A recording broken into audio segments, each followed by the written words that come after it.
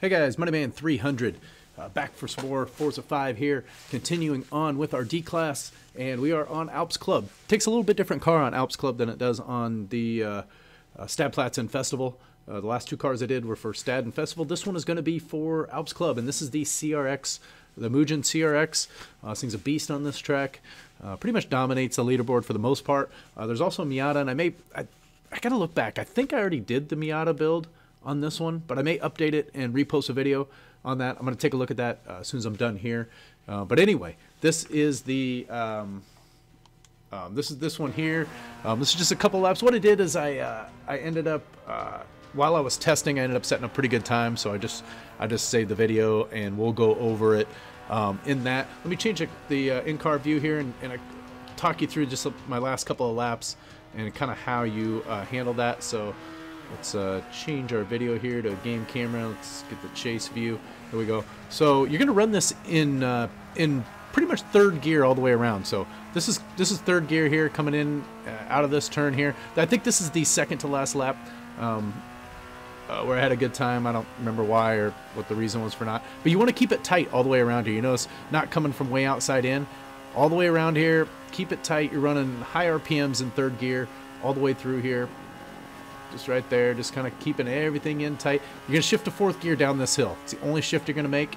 And then as soon as you get to the bottom, we're going to brake and shift again there. Kind of keep it tight in here so you can brush that, get back on it. Should swing it pretty wide here. 2 tires off. If you get the third one, you're done on that. Again, keeping everything tight in all the way through here. Same one here. Looks like I had a decent lap going on this one. Not really sure. Maybe it's just a little slow. Slid out just a touch there, keeping it in high. It's possible I rewound a couple times because replay won't show the rewind. So I was just kind of trying to nail these corners and figure out exactly where my turn-in points are huge on this one. You want to really ride high here and then come down low. The goal is to not have to get off the gas at all, and I wasn't quite able to ever do that. I always had to come off just a touch. That's a pretty good turn there. Okay, so this is going to be coming into what should be the last lap. I think I came in, I'm about 91st place, 90th, somewhere right in there. But again, third, you want to brake and dive here. Might have been a little slow coming out of that, so there's still more room here. Because that turn was way too easy. I didn't even hardly swing out on that, so it was actually fairly slow through that turn. But you want to keep it tight through here. 91st place, 130.6 something. So pretty good time on there. So it's going to be the same thing here. We'll keep it tight all the way around.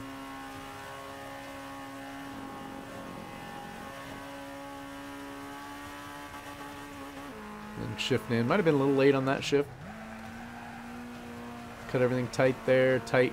A little tighter here. You're going to swing that one out just a little bit. Get 2 wheels. If you get your other wheels on that, out across that yellow line, you're going to dirty that lap. So same thing here. If you go in any tighter than that, you're going to dirty the lap.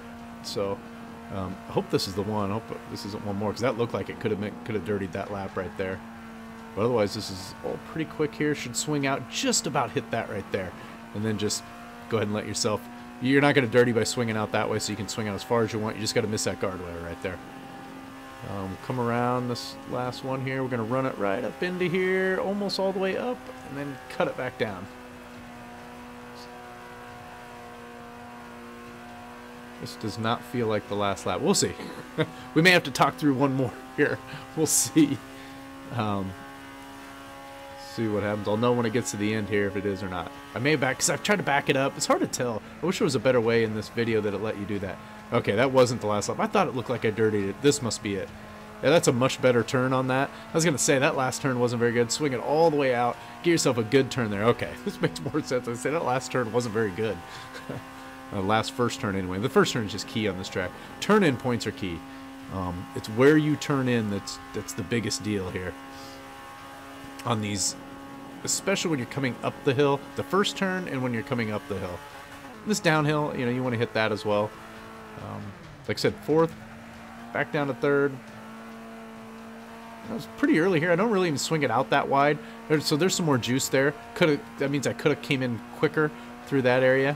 See, this time, yep, I had to let off a little bit right there. Just a touch. Otherwise, I would have swung that too wide. I'd rather not have to do that there.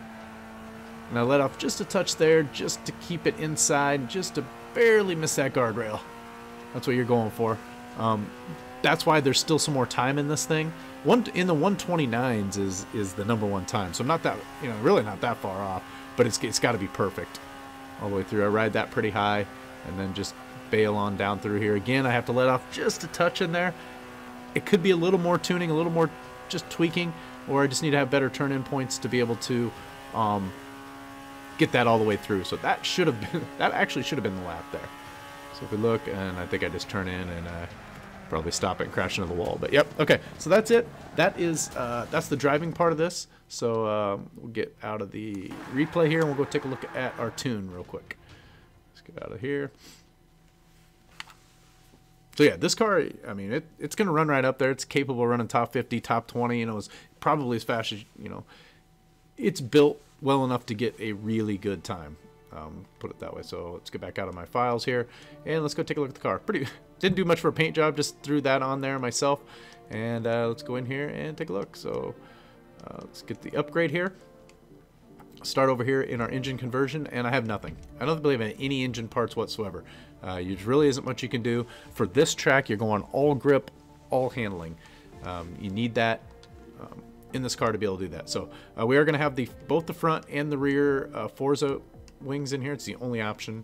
Oops, back over there. Only option on either one. So you see there we have both of those. And then move down to our tires. Mentioned it's a full grip build, so we're going to run the full race tire compound on this, and we're going to run them at full width. It's possible to bring that width down potentially and get a couple more mile an hour out of it, but I don't see the need. I could run that time that I ran pretty consistently with the build that we've got on here, so I wouldn't change it, but you could. You could try to take less tires. I think you're going to miss some of those turns, and the extra mile an hour or two that you get, I don't think is going to benefit you enough to make up that difference. So, oh, I just switched it to the Honda tires. I hate that when I do that. Now I gotta go find my tires. God. You know what it does? It freaking changes all your stuff. It doesn't say, hey, do you want to reapply the Honda tires? Oh no. It just changes everything. So I got this. Did it change my width? And it reset my width. It's annoying. Not gonna lie. I think I had those Graham lights. I don't think it was in the two-piece. In here somewhere. I'll just go a couple. I think it was these.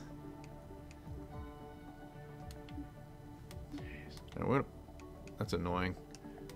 And of course I didn't save the setup yet, so it's not like I can just reload it back on here. Probably should have done that. I'm pretty sure it's these Graham lights. Nope, because it wants me to buy them. So do you guys see any in here that I already own? I don't know why I'm asking you guys. It's not like you can say anything. Alright, so it's not in that. Let's look in the two-piece area. You didn't have a check mark by wheels that I owned? Was I over here? No way. Oh my god. It's going to make this video take longer than anticipated. Alright, let's go this way. Maybe I'm just missing it. Did it like unpurchase the wheels that I had on this thing? I swear it was these wheels right here. It basically thinks that I don't own... Oh, there they are. Ha! God, to go a long way. So it's these here. So you get minus 3 points, these Volks. Okay. Alright, so let's put the wheels back on. And then let's go fix this part. Full, so while we're doing that, full rim size, 18-inch on the front. And I believe it's the full 18-inch on the rear as well. So largest rims that we can get on both the front and the rear. Let's move over to our drivetrain. I don't know if I have anything in here. The only thing we're gonna have. All right, we've got. I was able to get. So this is one of those you want to always go ahead and check in. Hey, can I get some more free weight with my driveline? So when you're all done, you've done everything else you can do. Just come in here, see if you can get an extra. So you get extra 6 pounds out of the driveline. So we do our run in the sport driveline there, and then we're gonna have the race differential. Get back out of there. No clutch, no anything like that. And then in here, I believe we're going to have everything. So we're going to have the race brakes. So we're going to have the race springs on this one. You know, in the other one, last builds we didn't have the race springs on one of those.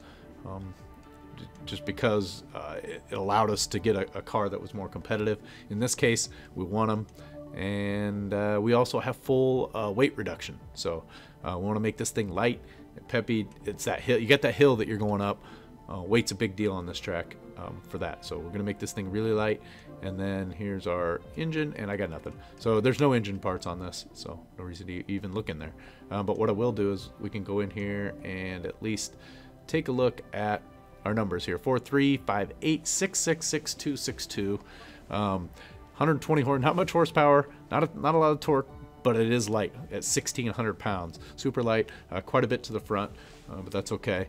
And then just random numbers here that really don't mean anything.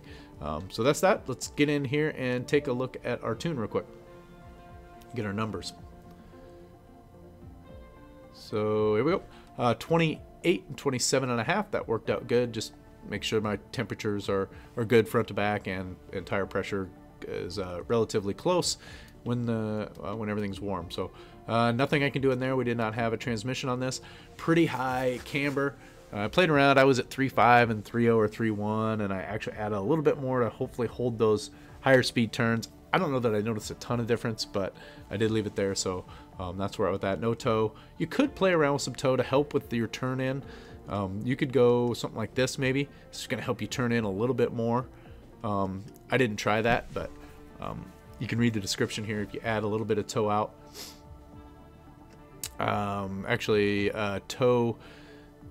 Toe in is what you want to bring a little bit closer. So if you could add some toe in, you could do some different things on there with that. So somebody sent me a message.